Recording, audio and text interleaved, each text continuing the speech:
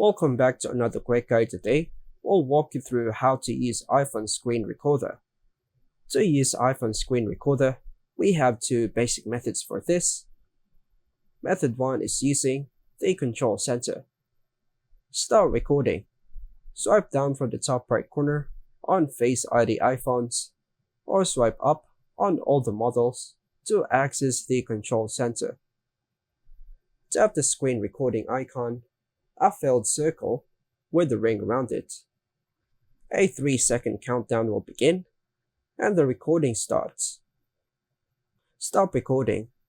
Tap the red recording indicator in the status bar or control center, and choose Stop. The recording will be saved to your Photos app. Next method, recording with microphone audio. Enable the microphone. Swipe down to access the control center. Long press the screen recording until a menu appears. Turn on microphone. Tap the microphone icon to enable audio recording. Start and stop recording. Tap Start Recording to begin. Stop the recording as mentioned above.